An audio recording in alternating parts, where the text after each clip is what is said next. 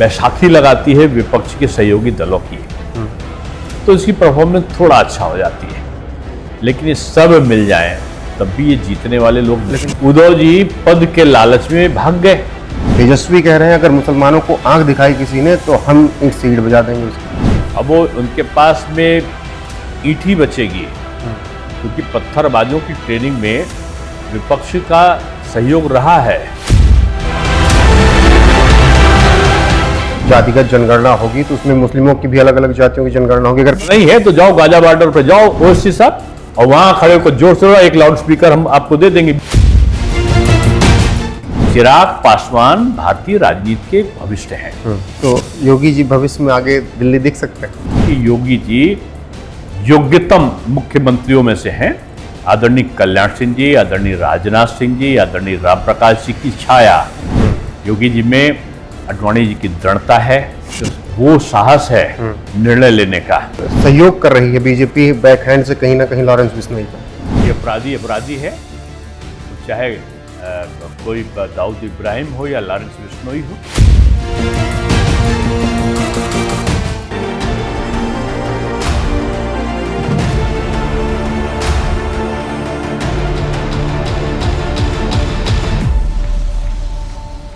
नमस्कार, स्वागत है आप सभी का एनएफ न्यूज पर। मैं हूं आपके साथ रोहित।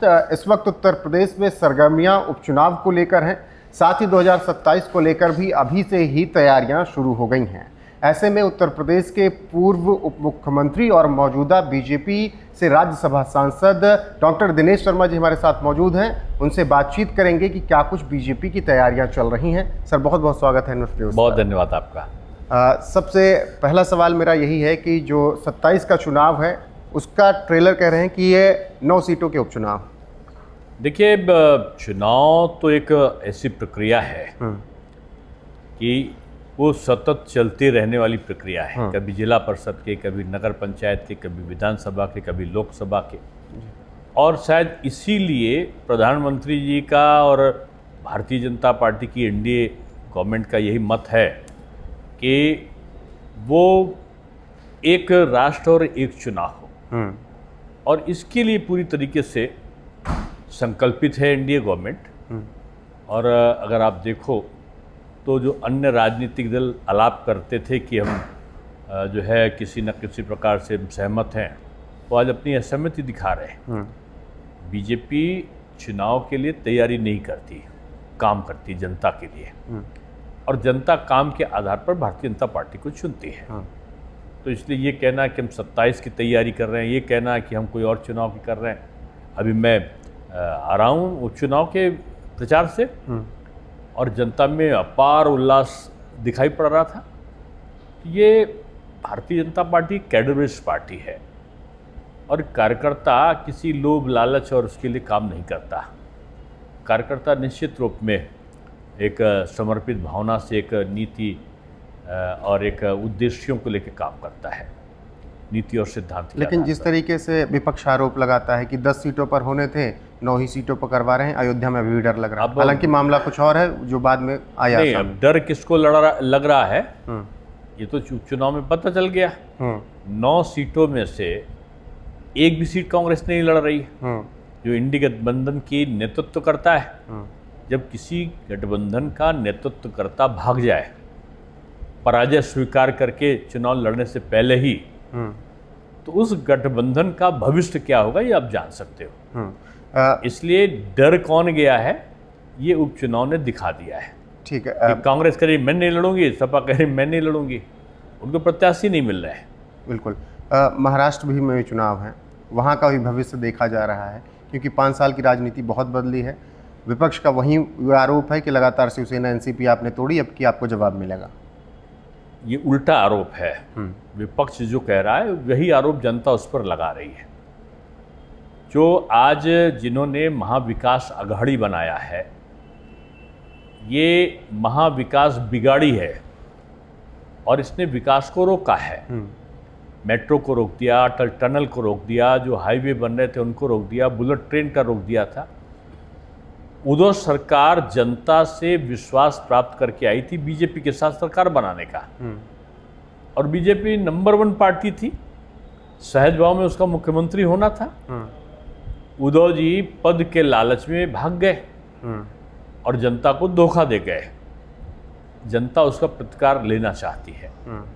तो मैं कह सकता हूं कि महाराष्ट्र में जो महायुति है, जिसमें भारतीय जनता पार्टी बड़े दल के रूप में है और शिंदे जी का और अजित पवार जी का दो दल, एनसीपी अजित पवार और जो शिवसेना शिंदे है, वो मजबूती के साथ में चुनाव लड़ रही है और पराजय की एक तरीके से पूर्व जो अभ्यास है वो विपक्ष को हो गया है। हरियाणा जैसे हुआ वही महाराष्ट्र में?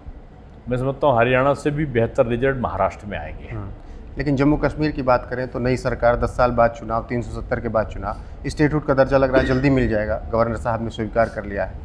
लेकिन मेरा सवाल ये है कि क्या अब्दुल्ला संभाल पाएंगे जम्मू कश्मीर अगर इतनी जल्दी स्टेटहुड दिया जा रहा है तो? देखिए, भारतीय जनता पार्टी का परफॉर्मेंस था जम्मू कश्मीर में बहुत अच्छा रहा।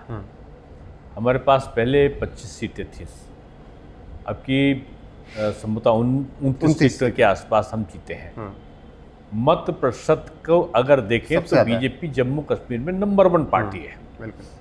और ये कांग्रेस एक कमज़ोर पार्टी का नाम है, और ये कमज़ोर पार्टी जो कांग्रेस है, ये निश्चित रूप में अकेले जब लड़ती है तो ये पराजय का मुंह देखती है, और जब ये बैसाखी लगाती है विपक्ष के सहयोगी दलों की तो इसकी परफॉर्मेंस थोड़ा अच्छा हो जाती है। लेकिन ये सब मिल जाएं तब भी ये जीतने वाले लोग नहीं। लेकिन कांग्रेस कहती है कि पीएम मोदी के सामने अगर कोई खड़ा है तो वो जननायक राहुल गांधी। अब खड़ा है वो कि वो बैठा है, ये तो उसकी परफॉर्मेंस बताती है। सबसे जो असफल कहें नेतृत्व है तो वो मैं समझता हूँ कांग्रेस में राहुल जी से बड़ा असफल नेतृत्व तो कोई नहीं हो सकता। एक बार का मैं आपको किस्सा बताऊं जी। एक बार एक रसोइया रोटी बना रहा था और रोटी जल जाती थी, तो कहा इसके आटा बदल दो। फिर रोटी जल गई, आटा बदला, तो उसने कहा इसका तवा बदल दो। तवा बदला, फिर रोटी जल गई, तो उसने कहा कि इसका गैस का चूल्हा बदल दो। गैस का चूल्हा बदला, फिर भी रोटी जली। लेकिन असली कारण कौन था? जो रसोइया था, जो बनाने वाला था, वो असली कारण था। उसको नहीं बदला और वो सब बदलते रहे। ये रसोइया यानी आदरणीय राहुल जी हैं, और वो कहते हैं हरियाणा हार गई, कांग्रेस हार गई। अरे कांग्रेस नहीं, ये नेतृत्वकर्ता हार गए हैं, जो राहुल गांधी है। और मैं समझता हूँ कि इतना असफल नेतृत्व पहले किसी भी राजनीतिक दल को नहीं मिला है। लेकिन एक तरफ अब बात हो रही 24 के चुनाव के बाद कि अगर बटोगे तो कटोगे। पीएम मोदी भी कह रहे हैं अगर बटोगे तो बांटने वाले महफिल सजाएंगे। मोहन भागवत जी भी यही बात कह रहे हैं कि हिंदुओं को बंटना नहीं है, जातियों के नाम पर, खाने के नाम पर, पहनने के नाम पर। लेकिन दूसरी तरफ दिनेश जी एक बात और चल रही है। अबू आजमी कह रहे हैं मेरे 8 विधायक हो जाएंगे महाराष्ट्र में, कोई मुसलमानों को आंख नहीं दिखा पाएगा। तेजस्वी कह रहे हैं अगर मुसलमानों को आंख दिखाई किसी ने तो हम ईंट से ईंट बजा देंगे उसकी। अब वो उनके पास में ईंट ही बचेगी, क्योंकि पत्थरबाजों की ट्रेनिंग में विपक्ष का सहयोग रहा है, और अब पत्थर नहीं बरसते, अब फूल बरसते हैं। अब वो ईंट बजाएं या झुंझुना बजाएं, तेजस्वी के पास यही काम रह गया है, क्योंकि राजनीतिक रूप में अब वो अप्रासंगिक होते जा रहे हैं। लगातार चुनाव हारने का राहुल जी के बाद किसी का रिकॉर्ड है तो तेजस्वी यादव का है। अब वो कहते हैं ईंट से ईंट बजा देंगे, अब ईंट नहीं, हमको लगता है वो हारने के बाद झुंझुना बजाएंगे। और अब अगर आप देखो, अमर्यादित भाषा और चुनौती देने वाला, वो हमेशा सनातन को ही चुनौती देते हैं। राहुल बाबा और तेजस्वी जी, वो कभी बोटी काटेंगे, कभी मांस को कच्चा खाएंगे, कभी मछली को चबाएंगे। अरे खाओ, खूब खाओ, लेकिन वो दिखाने के लिए सावण में खाएंगे, हम नवरात्रों में खाएंगे। यानी हिंदू को अपमान करो, हिंदू को बांटो, हिंदू को काटो। ये अंग्रेज और मुगलों की जो राजनीति, वो कांग्रेस आज राजनीति कर रही है। ये लोग हिंदू नहीं है? हाँ, ये लोग हिंदू नहीं है। अब इनको बताना पड़ेगा। दत्ता तेरे गोत्र तो बताते हैं, लेकिन गोत्र लिया जाता है बाबा से, गोत्र लिया जाता है पर बाबा से, गोत्र लिया जाता है तो वो लिया जाता है अपने खानदान के पिता से। अब आदरणीय जो हमारे फिरोज गांधी साहब थे, जिनकी जन्मतिथि न मनाते हैं लोग, न जिनका श्राद्ध करते हैं, अगर ये हिंदू हैं तो ये श्राद्ध कब किया उन्होंने फिरोज गांधी जी का? अगर ये हिंदू हैं तो ये कम से कम ये उनकी जो समाधि बनी है, कब्र बनी है, तो कब्र को कम से कम उसका दाह संस्कार तो कर दें, कब्र का ले जाके अस्थि का विसर्जन तो कर दें जाके। ठीक है। मैं तो आदरणीय राहुल जी को कहूंगा, अगर दत्तात्रेय गोत्र के हैं तो कोट के ऊपर जनेऊ पहन के और नकली वाला टीका लगा के कम से कम गंगा की जो उसमें धारा में जाके पूज्य पिताश्री आदरणीय फिरोज गांधी जी की जो अस्थियां हैं, कब्र तो है ही है उनकी, उनको ले जाके गंगा में प्रवाहित करें, कम से कम उनकी आत्मा को शांति मिले।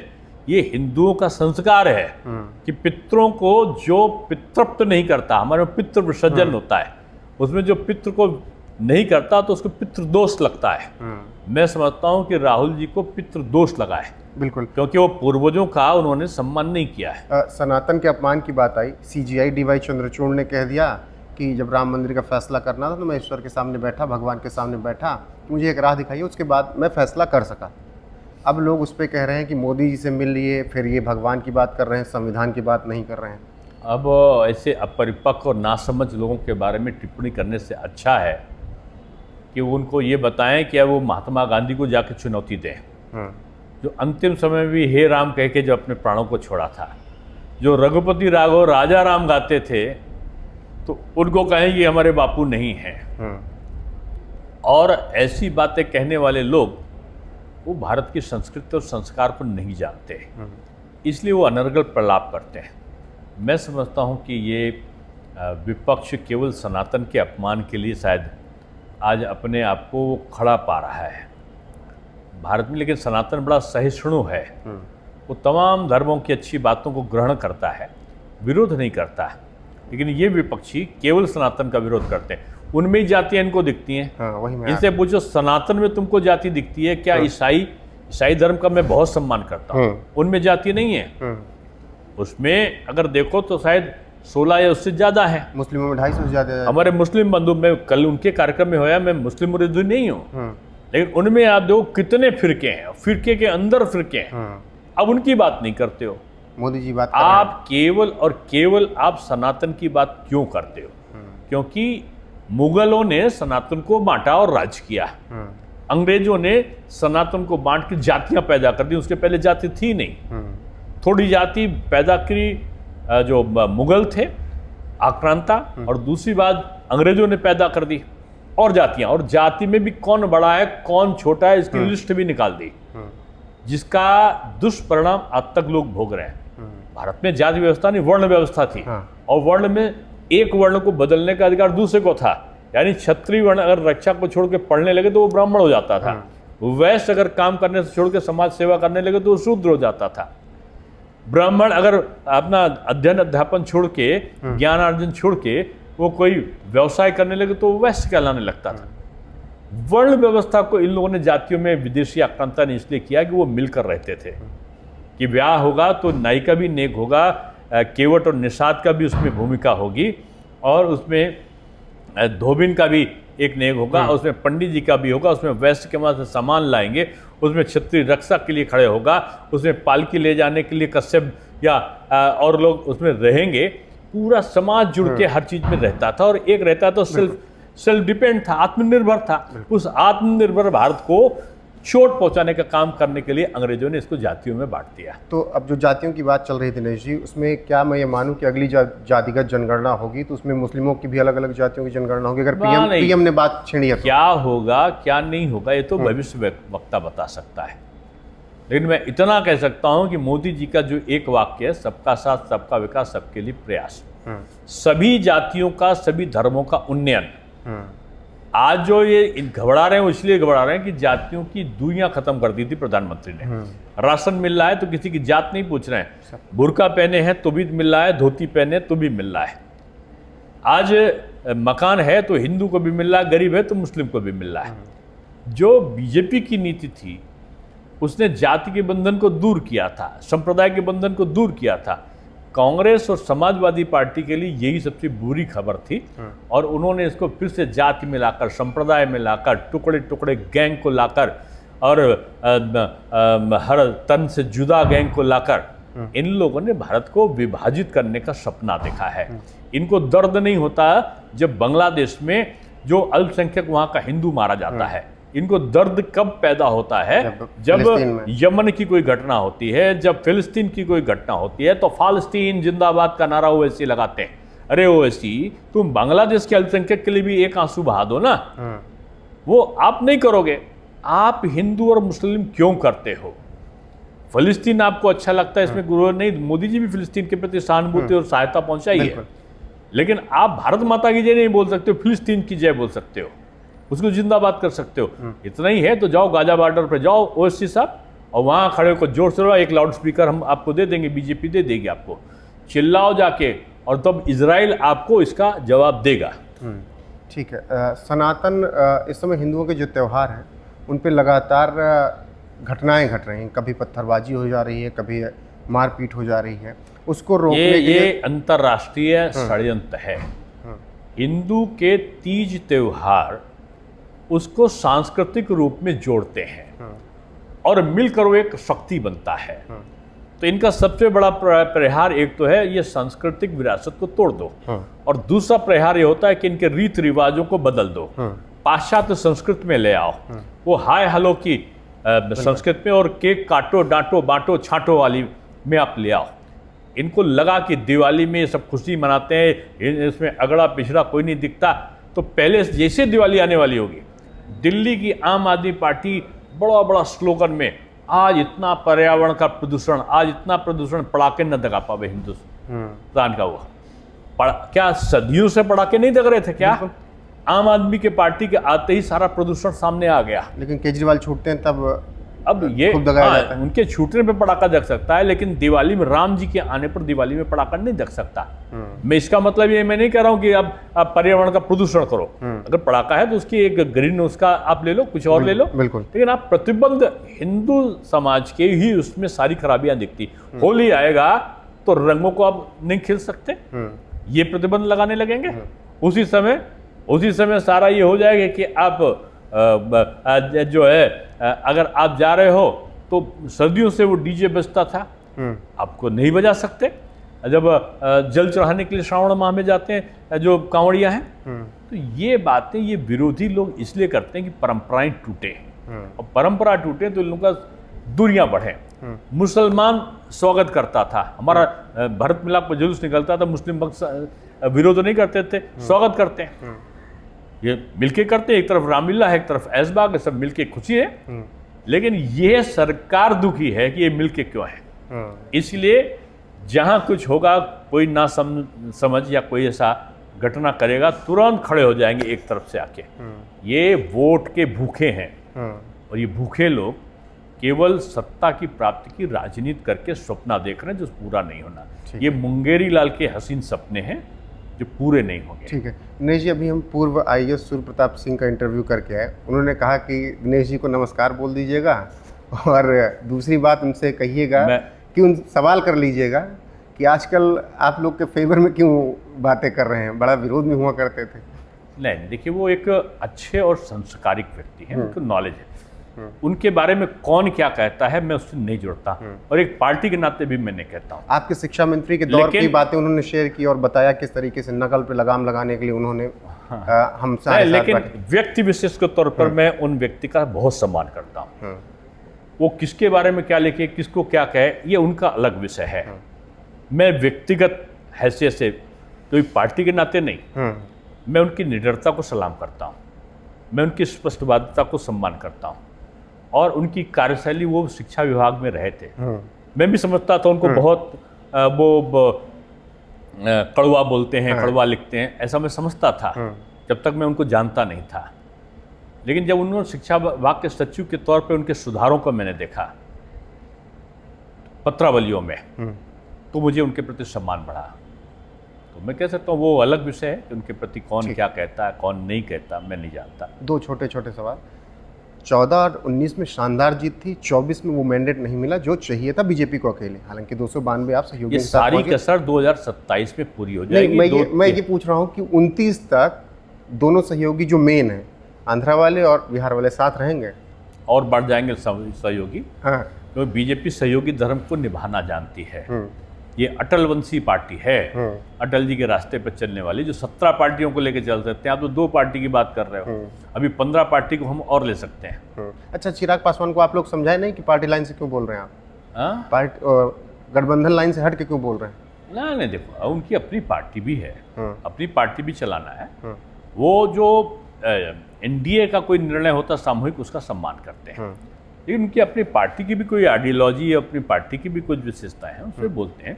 चिराग पासवान भारतीय राजनीति के भविष्य हैं, और एक दिन उनके, मैं समझता हूँ कि उनकी दृढ़ संकल्पता के नाते उनका कद काफ़ी बड़ा होगा, और प्रधानमंत्री जी के तो प्रिय पात्रों में से हैं वो। हाँ, मेरे प्रधानमंत्री हमेशा वो कहते हैं। आखिरी सवाल, सब आप उत्तर प्रदेश में चीफ मिनिस्टर डिप्टी सीएम रहे, अच्छा कार्यकाल रहा जिनसे हमने बात किया, लेकिन हाल फिलहाल में 24 के रिजल्ट के बाद थोड़ा खबरें आई कि यहाँ पर मनमुटाव चल रहा है, डिप्टी सीएम में खींचतानी चल रही है, दिल्ली और यूपी में खींचतानी चल रही है। झूठा होता है, सब बहुत प्यार से कर रहे हैं। हमारे मुख्यमंत्री भी बहुत अच्छा काम कर रहे हैं, हमारे दोनों डिप्टी सीएम भी बहुत मेहनत से काम कर रहे हैं, और मैं समझता हूँ कि हमसे कई गुना अच्छा काम कर रहे हैं। और ये परिवर्तनशीलता राजनीति का एक स्वाभाविक गुण है, और एक पद चलायमान है, स्थायी नहीं है, एक आता है दूसरा जाता है। और मैं इस बात पर विश्वास रखता हूँ कि जो भी दायित्व छोटा सा भी मिले तो उसको बहुत अच्छी तरह करना चाहिए। 19 मार्च को मैं पद से विमुक्त हुआ था, और मैंने दूसरे दिन से अपने दौरे, 25 मार्च को, 26 से मैंने अपने दौरे लगा लिए थे, और तब से एक दिन में 5 कार्यक्रम मेरा नित्य हुआ है। एक दिन में आप देखते होंगे 1 से 1,500 व्यक्ति मुझसे मिलता है। पूरे भारतवर्ष का मैंने प्रवास कर रखा है। तो पार्टी ने बहुत दिया है, कभी पार्टी अगर कुछ कम देती है या नहीं देती है तो और दायित्व तो बढ़ जाता है कि और अधिक अच्छा काम करने की प्रेरणा मिलती है। यही एक स्वयंसेवक का और एक पार्टी की कार्यकर्ता का दायित्व है। तो योगी जी भविष्य में आगे दिल्ली दिख सकते हैं? नहीं, ये तो भविष्यवक्ता बताएंगे, लेकिन मैं इतना कह सकता हूँ कि योगी जी योग्यतम मुख्यमंत्रियों में से हैं। आदरणीय कल्याण सिंह जी, आदरणीय राजनाथ सिंह जी, आदरणीय राम प्रकाश जी की छाया योगी जी में दिखती है। योगी जी में अडवाणी जी की दृढ़ता है, मोदी जी का एक वो साहस है निर्णय लेने का, एग्जीक्यूटिव पावर कैपेसिटी है उनमें, और अटल जी का शांत स्वभाव भी है, और मैं कह सकता हूँ अमित शाह जी की तरीके से दृढ़ता भी उनमें है। ब्राह्मण विरोधी तो नहीं है? ये विपक्षी बोलते हैं जो खुद ब्राह्मण का विरोध करने वाले हैं, जो मीडिया में करते हैं मिश्रा बक बक, जो ये भाषा बोलते हैं वो लोग कहते हैं योगी जी स्वयं में संत हैं, संत की कोई जात नहीं होती। और जो विरोधी की बातें करते हैं उनका पोल खुल गई है। तो कहते थे काउंटर में ये मुस्लिम विरोधी है, इसके विरोधी है, अपराधी होता है। ये उत्तर प्रदेश की नीति खुल गया कि कौन कितने अपराध किए थे, किसको कितना दंड मिला। तो मैं समझता हूँ योगी जी जातहीन व्यवस्था के जीते जागते नमूने हैं और स्वयं संत हैं। इसलिए जो भी कहता है ब्राह्मण विरोधी है, तो मैं तो कहूँगा सबसे ज़्यादा सम्मान कहीं मिला है तो योगी जी के यहाँ भी मिला है ब्राह्मणों को। मुस्लिम चीफ सेक्रेटरी ब्राह्मण था, गृह सचिव ब्राह्मण था, डिप्टी सीएम ब्राह्मण था। क्या चाहिए आपको? क्या दूसरी जातियाँ नहीं है क्या? सबको साथ में लेकर चलना है, सबके साथ में काम करना है। यही योगी जी की विशेषता है। मुस्लिम विरोधी तो नहीं है? कतई नहीं। कहते हैं मुस्लिमों को एनकाउंटर करवा रहे हैं, बुलडोजर चलवा रहे हैं। आप देखो तो चौथे नंबर पे आएगा मुस्लिम वर्ग के लोगों का काउंटर का। हाँ, कैसे कौन कहता है? ये आपके विपक्ष जो वाले कहता है वो झूठा है। आप उसके आंकड़े निकलवा के देखो, आंकड़े में क्या निकलता है। हमने इनकाउंटर के आंकड़े निकाले, मुलायम सिंह में सबसे ज्यादा इनकाउंटर। जो अपराधी करेगा वो दंड पाएगा, उसकी जाति नहीं, धर्म नहीं, उसका कोई लगाव नहीं। मैं इतनी कह सकता हूँ कि न्याय मिलेगा, जनता को न्याय मिलेगा, और जो अपराधी होगा उसको दंड मिलेगा। ये नीति प्रदेश सरकार की है। और इतना तो कह सकते हैं कि योगी जी त्वरित निर्णय के लिए एक जो यश प्राप्त कर रहे हैं, उससे उनका कद बढ़ता जा रहा है। कोई कुछ कहे, लेकिन योगी जी अपने पथ पर चल रहे हैं। ठीक है, आखिरी हम पूरे देश में जाते हैं, हर चुनाव को कवर करते हैं। महाराष्ट्र की तैयारी है, झारखंड में हमारी टीम है।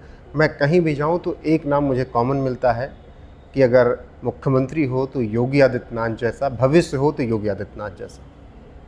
अब जो अच्छा काम करेगा उसकी चर्चा होगी। मैं समझता हूँ कि जब आडवाणी जी गृह मंत्री थे तो लोग कहते थे कि सरदार पटेल की साया है। आज अमित शाह जी गृह मंत्री हैं तो लोग कहते हैं कि इनमें सरदार पटेल और आडवाणी जी दोनों की साया है। प्रधानमंत्री जब काम करते हैं तो लोग कभी कहते हैं कि अटल जी की पूरा इन पे व्यक्तित्व दिखाई पड़ता है, तो लोग कहते हैं कि लाल बहादुर शास्त्री जी की तरह शांत हैं। तो एक व्यक्ति में सारे गुण आ जाएं तो शायद इसीलिए वो महान बन जाता है, वो श्रेष्ठ हो जाता है। दिनेश जी, आप लोग पे एक आरोप और लग रहा है नए मामले पे कि सहयोग कर रही है बीजेपी बैकहैंड से कहीं ना कहीं लॉरेंस बिश्नोई का। अब ये कौन है? हमको नहीं लगता कि कभी किसी भाजपा के नेता के साथ दिखाई पड़ा। और भाजपा जानती है कि अपराधी अपराधी है, वो चाहे कोई दाऊद इब्राहिम हो या लॉरेंस बिश्नोई हो, समान दंड के पात्र हैं सब। और उनके कई लोगों को दंड मिला भी है। मैं समझता हूँ कि इस प्रकार की जो चर्चाएं करते हैं लोग, वो केवल अफवाहों को प्रश्रय देने के लिए करते हैं। ठीक है, बहुत बहुत धन्यवाद आपका हमसे जुड़ने के लिए, चर्चा करने के लिए। बहुत अच्छा लगा। एनएमएस न्यूज़ को मैं शुभकामना दूंगा कि आप लोग बड़ा दृढ़ निश्चयी हैं। हम उम्मीद करेंगे सर, बगैर टाइम के भी आए और इंटरव्यू लेके चले गए। सर हम उम्मीद करेंगे अच्छा कि इंटरव्यू दिल्ली में लिया। मुलाकात धन्यवाद। होगी, ऑफिस भी आएंगे आप। बहुत बहुत धन्यवाद। तो ये थे हमारे साथ उत्तर प्रदेश के पूर्व डिप्टी सीएम और मौजूदा राज्यसभा सांसद दिनेश शर्मा जी, जिन्होंने हर एक सवाल का बेबाकी से उत्तर दिया। अब आप लोग इस चर्चा पर क्या कुछ कहना चाहते हैं, कमेंट में अपनी राय जरूर बताइएगा। बने रहेगा हमारे साथ। नमस्कार।